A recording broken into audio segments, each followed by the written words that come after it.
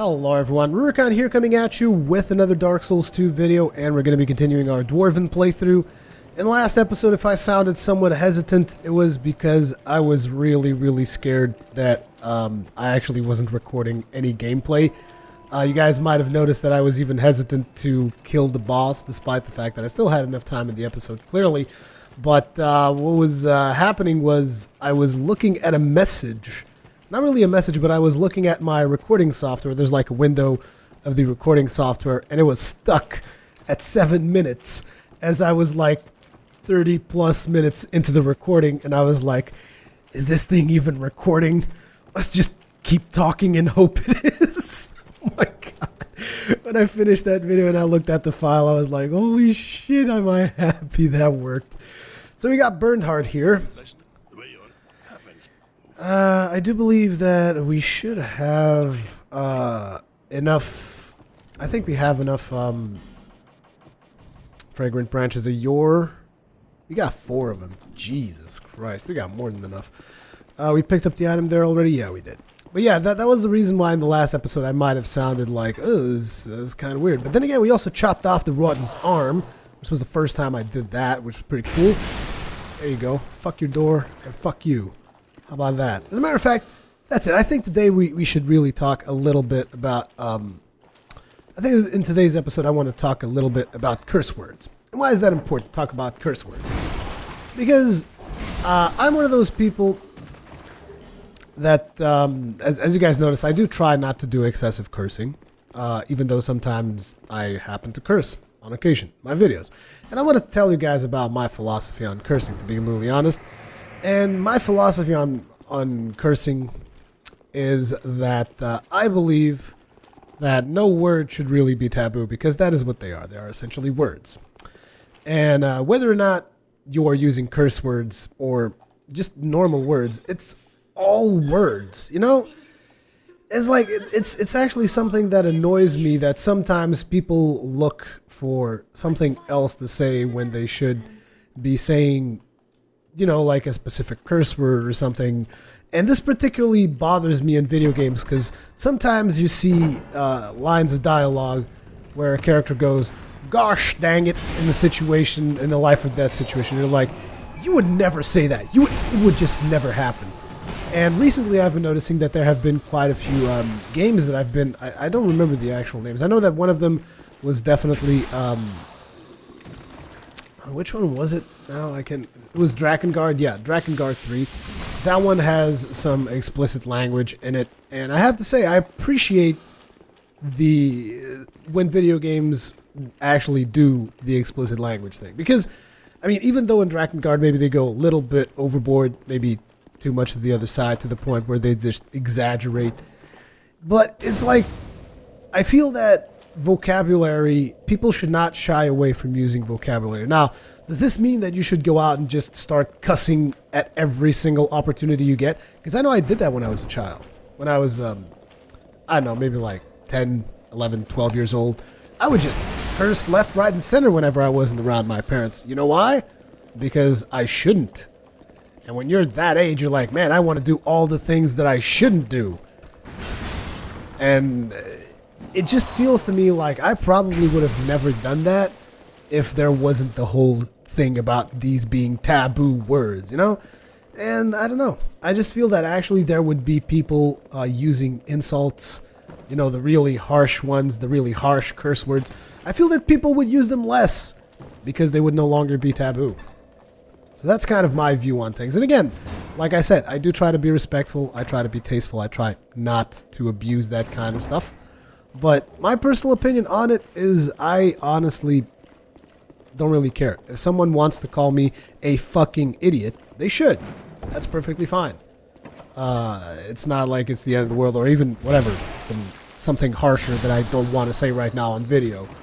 But, you know, that's what I'm getting at. You know, it's just these are words. And you should be allowed to use the entirety of your vocabulary as opposed to like, no, you can say these set of words and you can't say these set of words. I think George Carlin had a really nice sketch on that. And I'm a big fan of George Carlin. Some of you guys might know. But yeah, I guess I'll stop the curse words talk now. Probably if someone's parents are watching this right now, like, you're never watching Rurikhan's videos again! Never! That liberal bastard. Oh, man. Anyways, we're at the Shaded Woods. We've gone through there. Not really anything in particular to report in regards to that slaughter fest at the entrance, because just like the horizontal swipes of the Gurm Great Hammer are just beastly. That's all we can really say. Now I wonder if the door is going to be open, like the door to the castle. I wonder if that's going to be open. Because I'm not sure how that stuff works in New Game Plus, if it's just always open or not. You got the S-Talk. And smack this fool. I hate the fact that these guys are up here just throwing rocks at me. What the hell is this? It reminds me of something I did when I was a kid. Busted my forehead wide open. Well, that might be a slight exaggeration. But there was this one time I was... we were playing this stupid game. You know, kids do stupid shit. I seem to be talking a lot about my childhood in this video. Kids do stupid stuff all the time. So we had come up with this game where... Whoa. We would throw rocks at each other.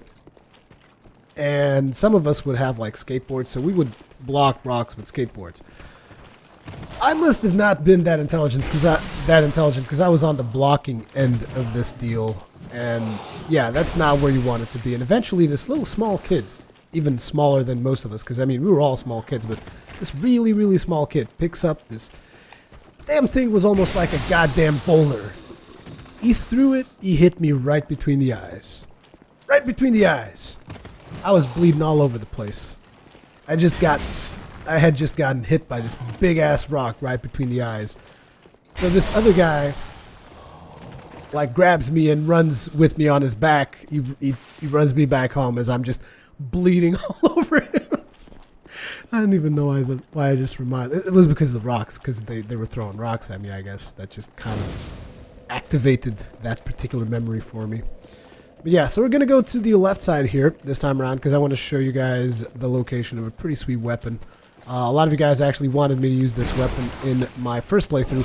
The reason I didn't use it is because, like I said, my first playthrough that I ever did, I was exploring the game, I was getting used to the mechanics, and I didn't want it to upgrade strength or strength or dexterity, because I just wanted to have everything in faith. So that was pretty much the reason why I didn't use this weapon, and it was the reason why I stuck with the fire longsword for as long as I did, which looking back is clearly not the best idea. I know that I still tease people saying them, oh man, fire longsword, best sword, but it's like, it really isn't. As a matter of fact, when I was trying, as I told you guys, I was trying to do a video just to tell you what the fastest way to get to the Ember is. As I was doing that video, I noticed that, like, dude, best weapon to use at the start of the game is actually the mace. And it really hurts me to say that because I hate the moveset. I still hate the moveset. That's the thing.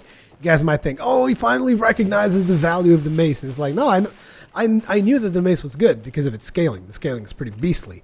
It's even better if you upgrade the damn thing. It's one of the highest damaging, earliest available weapons in the game. But the thing is, I still hate the moveset. But anyways, I guess I kind of lost. Whoa, whoa, whoa, whoa, whoa, whoa, not interested in what you boys are selling. Not interested at all. Hey, what's up with the Black Phantom there? Dude, not cool. So let's brick him down to the floor and... Boosh! What the hell? What the hell? What was that, lag? I'm sorry. That Black Phantom that invaded you had some lag in it. So, yeah, about that. Anyway. Ouch. That hurts quite a bit.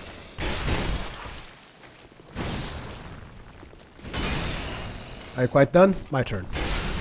But yeah, as I was saying, there's a pretty good weapon here, so that's something that you guys might consider, particularly if you're making faith builds. Dragon Slayer's Crescent Axe. That's pretty beastly.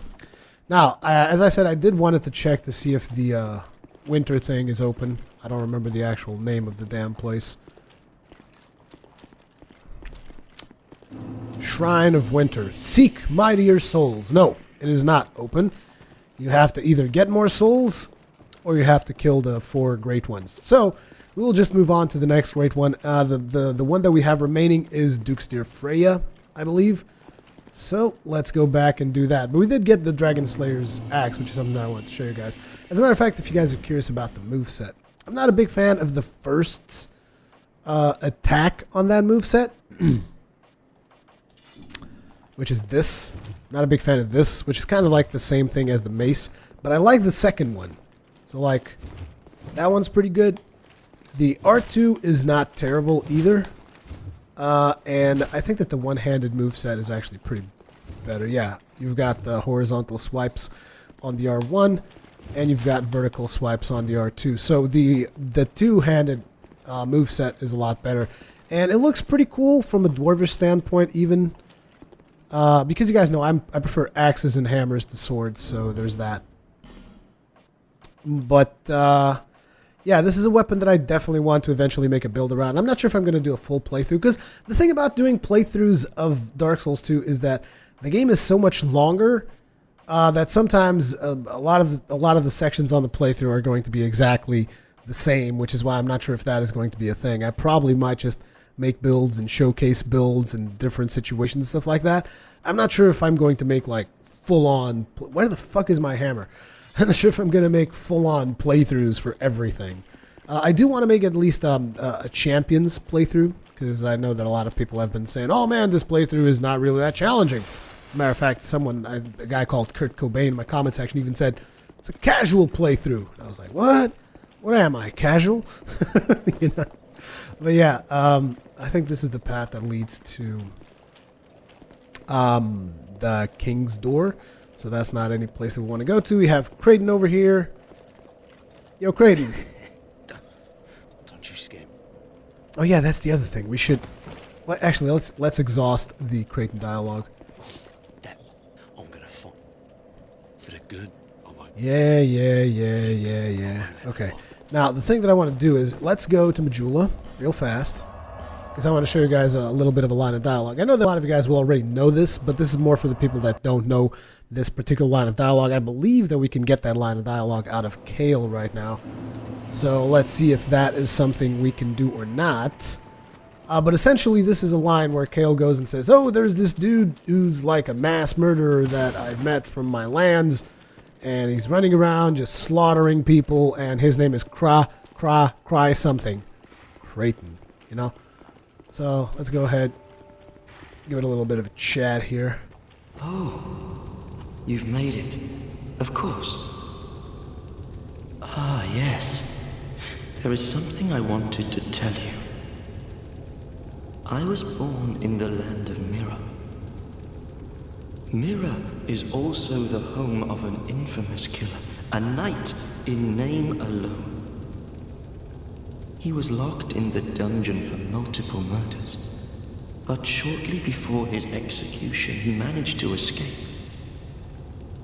And the other day, I saw a fellow with a striking likeness, and then...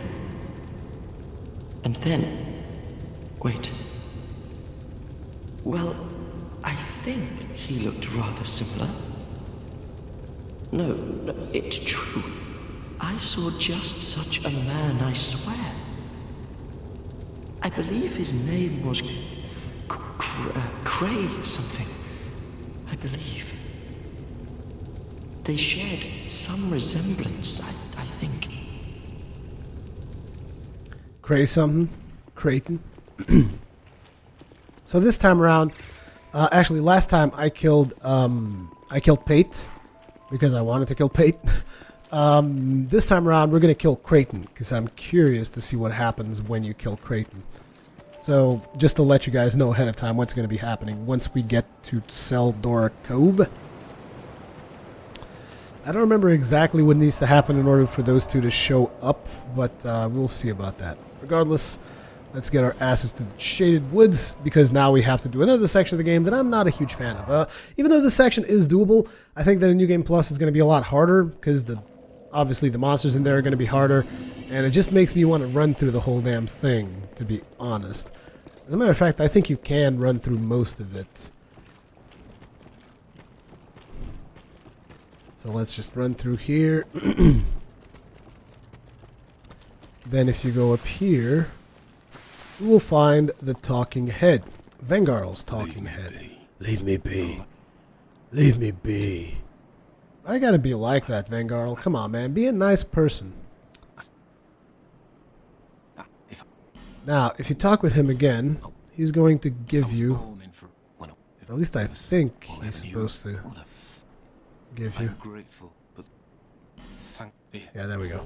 He gave you his helmet, and he will eventually sell you something better than these two swords when you kill his body. We will return here once we kill his body, because the two weapons that he sells you, I actually think they're really, really good. Particularly if you're making a dexterity build, or maybe even a strength build. So while we're here, let's just go ahead, pick up this item, and let's run back. Just to make sure that we don't lose our bearings. Phew, almost lost my bearings. Regardless, now let's see, do we have anyone chasing us? Yes, we do. There he is. Bastard. I hate these. Oh wow, they have so much health. I'm gonna have to run around two-handing the damn thing so that I can just slaughter whatever comes across my way. Straight up. Straight up slaughter, people. That's where we're gonna be doing it. Nope, this is not the place that we're going to just yet. Interesting how it's marked by that face. I do know that there is... Wait a second. Jesus Christ, I thought I was walking off a cliff all of a sudden. Is that a player? That might have been a player. That's probably a player. They do it so well, how they show you like a lot of players in here with the white silhouettes of players walking around, and then there's the white silhouettes that actually aren't players. They're just like invisible spirits trying to eat your face. Well, maybe not eat your face, but stab it to tiny bits. Hello. How you doing this fine day? Huh? How you doing, motherfucker? Trying to sneak up on me? Didn't think so. Now then. You saw the guy coming up for a backstab? He was coming for a backstab. He was going for it. Here's the Chloranthy ring +1. That's weird. I don't think you get it at +1 in normal game. Or do you? You might get it at +1. Yeah, you probably do get it at +1. That's where you get the +1. Okay, now I know... I hate this. Because sometimes I've been wondering, is this like dirt on my screen? Maybe I should clean my screen. Maybe it's dust. Because there's so much damn fog. Still kind of...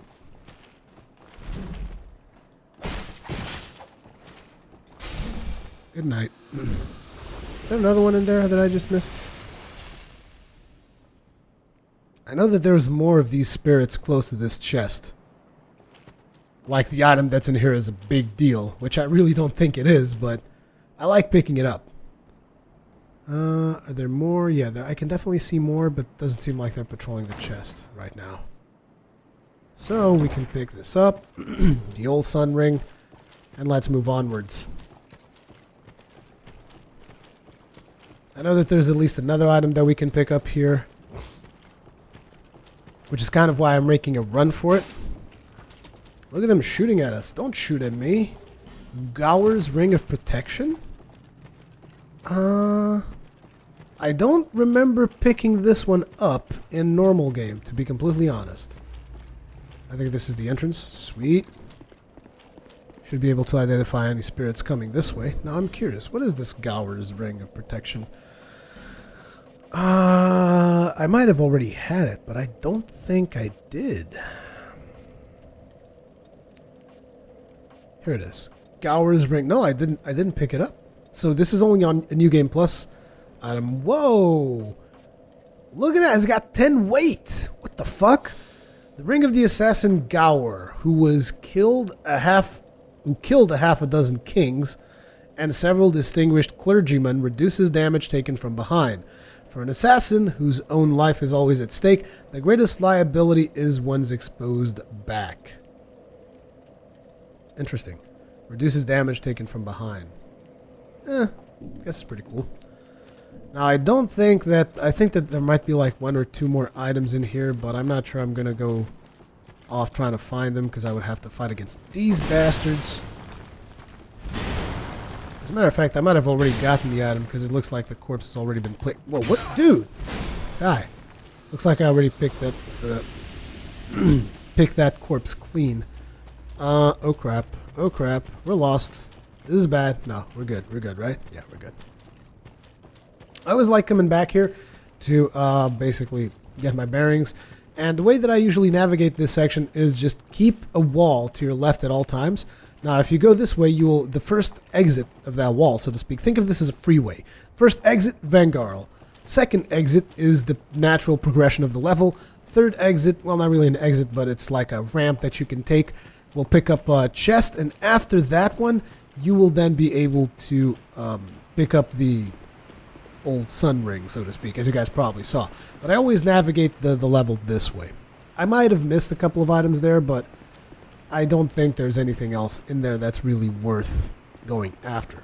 I know that I explored that thing pretty much as I could in normal game, and I didn't find anything of use. Now, in terms of statues, because in normal game I think I used Fragrant Branch of Yore on every single one of these bastards. That statue over there, don't use it. It's useless. At least as far as I can tell, it does nothing. It's like a minor shortcut, which I guess you can speed up some stuff, but to be honest, it's not really worth it. Let's switch to a bow here, get rid of that. Bow is so useful in getting rid of these things. I love it. Pop. So let's see, do we have any black phantoms? Not so much. As a matter of fact, I need to go buy some more of these arrows. Can break that. We already broke the one up top. Can break those as well, not that it really matters that much. There should be this one.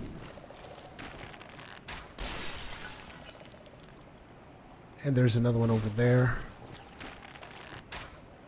It's so convenient to just break them from afar so that you don't have to worry all that much. Now, the thing about it is these guys don't get staggered. These guys over here. So you want to call them up one by one and slaughter them one by one. That is the way to do it. As a matter of fact, considering that we're not going to be using a Fragrant Branch of Yore on the statue to our left, we might go ahead and explore that area. Now, the most efficient way to dispatch these dudes is backstab, to be honest. But it's not easy to get a backstab on these guys. And they also do the curse thing, so you got to be careful about that. This is definitely the most efficient way of dispatching them because they're just tough. They're pretty tough. Is there an item in here? There is. And it's not a mimic. Magic bolt. Times 30. So if you're using a crossbow, this is a pretty good place to come down to. The other place I wanted to explore here is this. So like I said, I wouldn't advise you to use a Fragrant Branch of Yore on that guy because that's pretty useless. There are other ways to go around there. Wow, I hate the fact that these guys deal... Well, I really don't hate it. It's just I'm not used to them actually dealing physical damage. Because I knew the guy was here. It's just... Yeah, in Dark Souls 1, they only really did the whole curse thing. They didn't do physical damage. So yeah, the thing is, like I keep saying, you really shouldn't use one here, but if you just want to go and talk to... I was going to say Tarkus, but his name is actually Tark. If you want to go talk to Tark, this is probably one of the fastest ways, but you still have to spend a Fragrant Branch of Yore, which is an item in limited availability, so you might want to reconsider that. Open this bad boy up. Black Knight Halberd. That's where you get it. Whoop. Excuse me. Break through the cursed vase. So Brave Warrior, Firebomb, and that guy over there, that guy you actually want to unpetrify, because he has the key. As a matter of fact, it's interesting this message is here. Wait, no. Give me the message. Yes. Now, let's use Fragrant Branch of Yore here. Don't attack him as soon as he's good. You have to wait until you can actually get a target lock on him.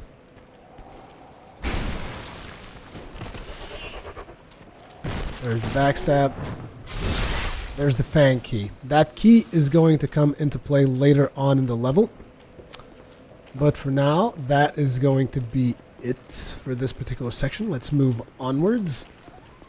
We got some exploration that we need to do here. We broke off a couple of vases. I'm not sure about black phantoms in this area.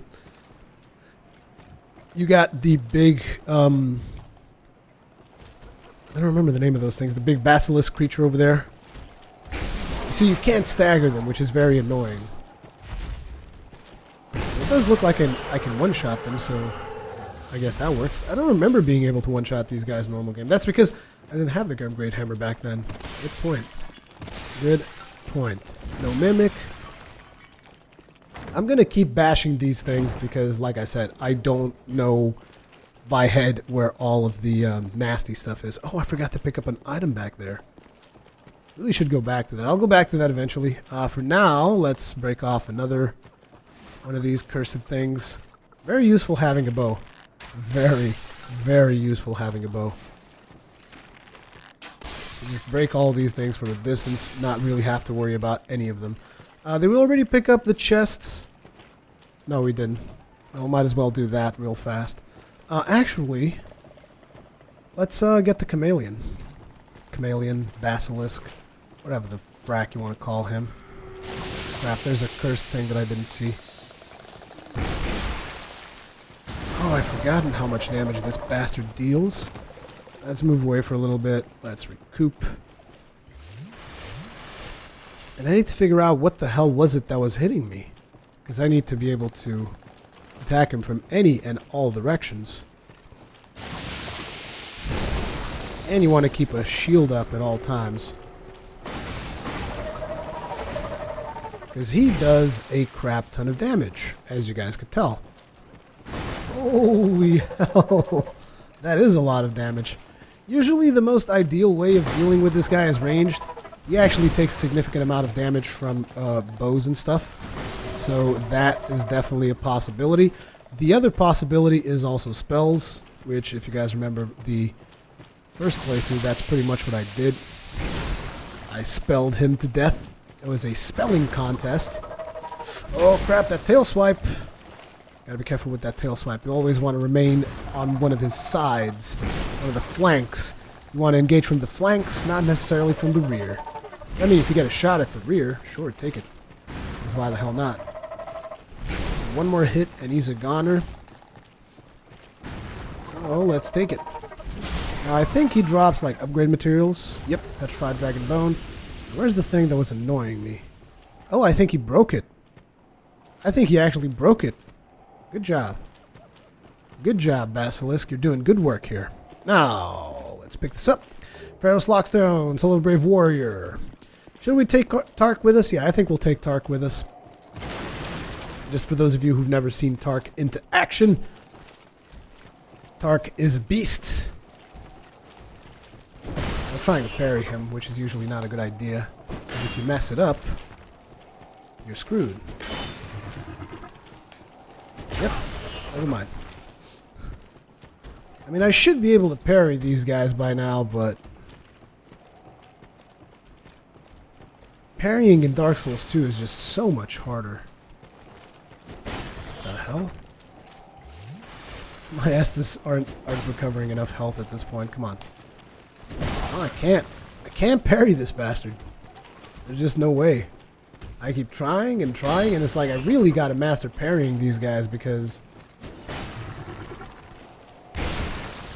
this whole backstab business isn't working. I mean, sure, it works if you're patient enough, but I don't want to have to friggin' circle for half an hour every time I get here. Circle strafing the crap out of these guys. Circle strafing them into exhaustion, actually. So let's see what happens when we actually get in here.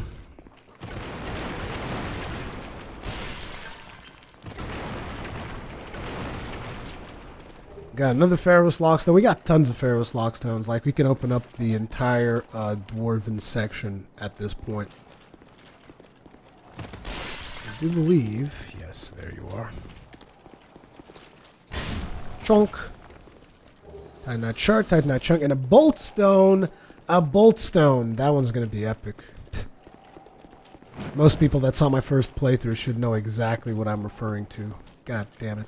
A bolt stone, really. A bolt stone. Now, game. Now you give me a bolt stone. You know what? Fuck you, Dark Souls. Fuck you. Oh, man. Dark Scythe. Let's go talk with my man, Tark. Why can't I jump? Jump. Jump, damn you. Jump. Let's go. I'm not sure how many of you guys actually saw me doing the conversation with him, so... I might just actually allow that dialogue to roll through, because it's got some pretty important pieces of lore. Oops, not Silver Cat. It is not Silver Cat, it is the Ring of Whispers.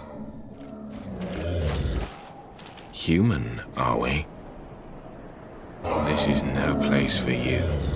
Be gone. Are you not afraid of me? Humans rarely come here.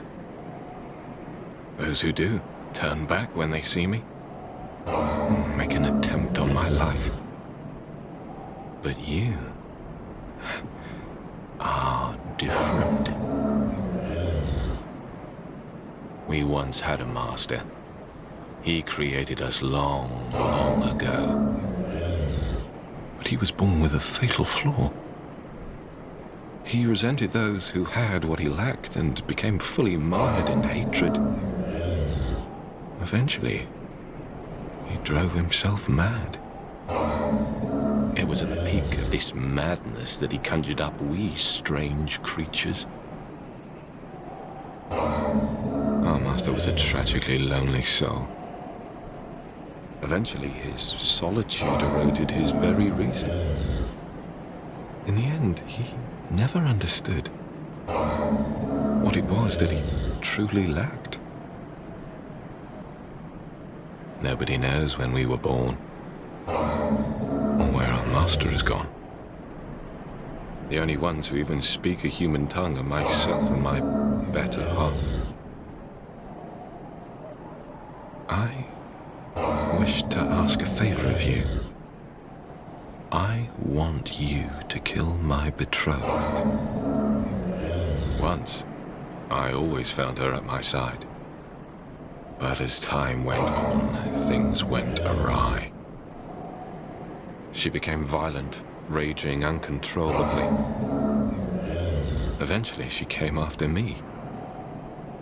And we have been locked in combat ever since.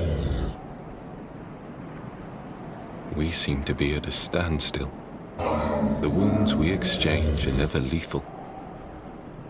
I was born of my master's madness. Perhaps this is some curse. I will be sure to assist you in return. The past is a distant fog. My name was Tark. That is all that I remember.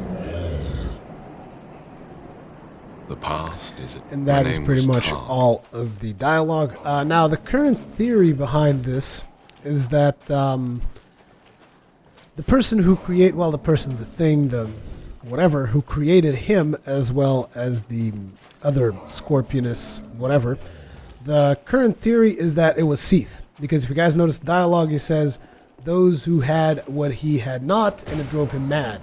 You guys remember from Dark Souls 1, Seath did not possess the scales of immortality, and that was what was driving him mad. There's more stuff that kind of supports this theory, as in the final boss of this particular section, the primal boss, so to speak, of this particular section of the game is Duke's Dear Freya. Duke's Dear.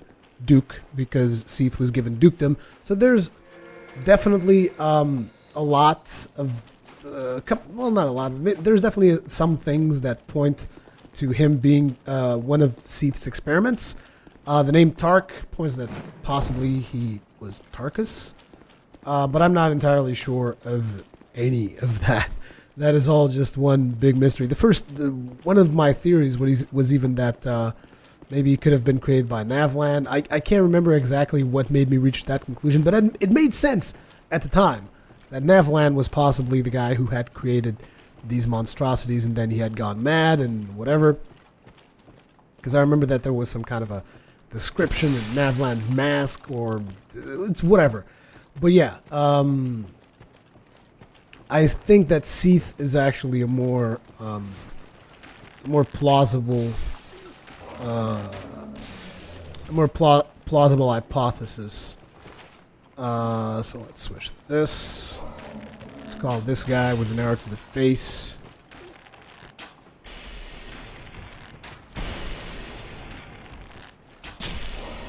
Hello.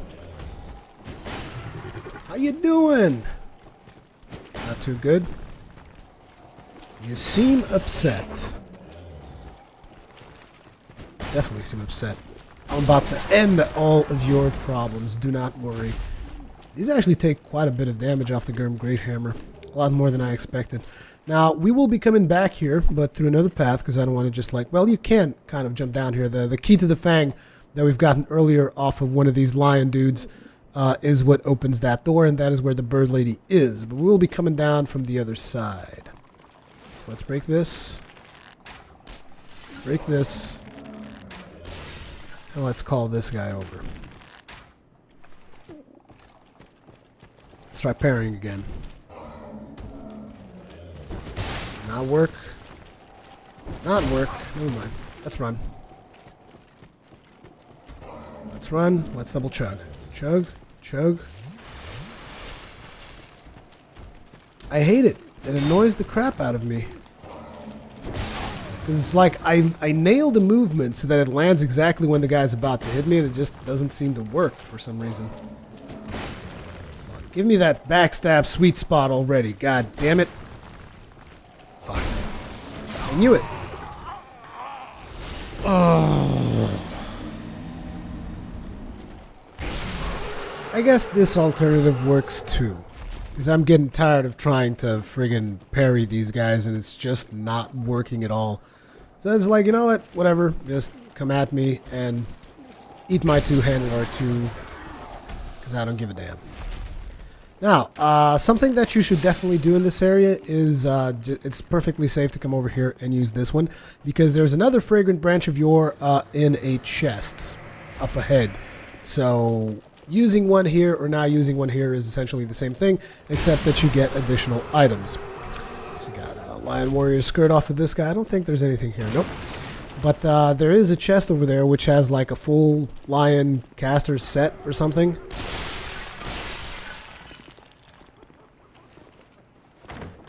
So that is definitely worth it. Plus, it also has another fragrant branch of yore.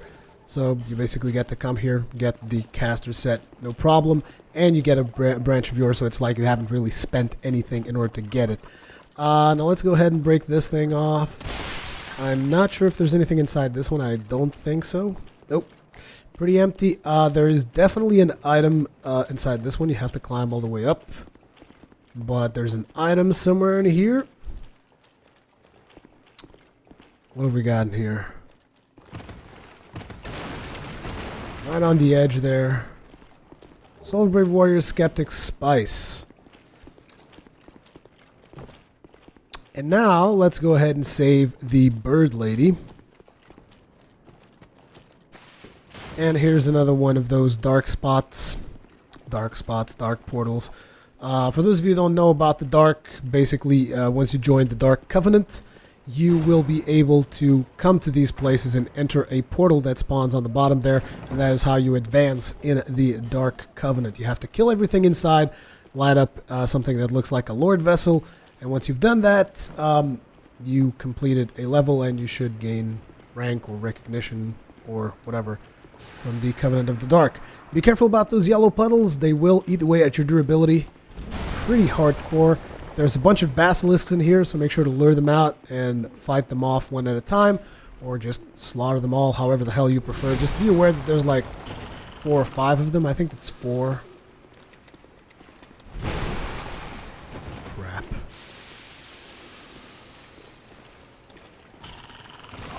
Nice. They actually use it and then they attack. It's pretty cool. I never had to stand on the in front of one of those things for that long, so for a second I thought I saw a weapon there. But okay, what else is in here? I don't think. Oh, there's an item. Twinkling Titanite ×3. That's actually pretty damn useful. Then you have Bird Lady over here. Thank you for helping me. I am Ornifex. I owe you some form of thanks, but have nothing for you at the moment. If it would not trouble you, could you visit my abode just down the way? Sure thing. We'll visit your abode down the way. I'll tell you guys when we're at her abode. It is actually, I've actually missed that place quite a couple. Well, I didn't really miss it. I just didn't knew where it was. It took me a while to figure out where that damn place was. Now, let us move onwards. We still have the item to pick up from upstairs. Hey, dude, how you doing, man? How you doing? You feeling good? Moving? Feeling it? You know, like a sex machine, man. And down he goes. Down he goes. Now, let's go upstairs because, like I said, there was an item that we neglected to pick up. I'm not even sure if it's an important item or whatever, but let's pick it up anyways. Radiant Life Gem. It's useful. Not necessarily essential, but still useful. Okay, so now we want to get at least one boss attempt in. So let's go ahead and do that. I'm very curious to see what the boss is like. Now, however, I am going to respawn all of the enemies because I want to show you guys that you can actually just run straight up to this boss, no issues. You can just run through everything. You do need to have a little bit of curse resist, because if you have 0 curse resist, I think there's a slight possibility you might get cursed along the way. But so long as you're controlling your stamina, you should be just fine. You can actually run through all of these, no issues. Like roll there, then go through this guy, roll here. Keep going, keep your stamina. And just run all the way to the boss. Not an issue, so in case you die or have to repeat the boss, it is not a problem at all. Now, we have someone that we can summon, someone very special. Man, Scorpion Tark. Scorpion Tark's a beast. He's actually not as beastly as Tarkus, at least definitely not in normal game. So, yeah. Now, I'm wondering if I should enter. Yeah, he's going to enter with me. At least I hope so. I hope he's not going to engage on the other dudes. Come on, man, Scorpion Tark. Oh, crap. I wasn't looking. Get in there and fight her, dude. This is none of my business. It is between the two of you. Get in there, Tarkus. Is he going to pull off a Tarkus? That would be awesome, but I don't think so. I think she actually can own his face pretty easily. Ouch! Hell, she can own my face pretty easily at this point. Oh, he deals significant amount of damage.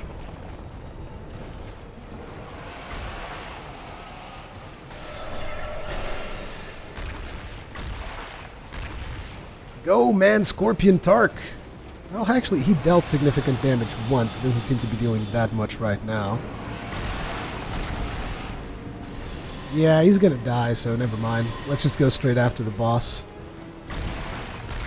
This Tarkus does not deliver as much as Black Iron Tarkus did. Clearly. Yay, we broke it! For the first time! Oh, we staggered her.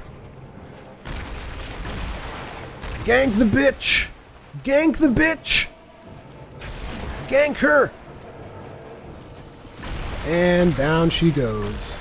So we come up to the rock. Actually, let's heal, because why the hell not? Look at Tark trying to get her from below. Get her, Tark! Double hit, straight from the get-go. Get her, Tark! Get her! You get her! Crap. That's fine. Just hang in there, Tark. We'll get this. One more hit. Or maybe 2 more hits, even. Is that thing gonna attack me still? It's like stuck there. It still attacked.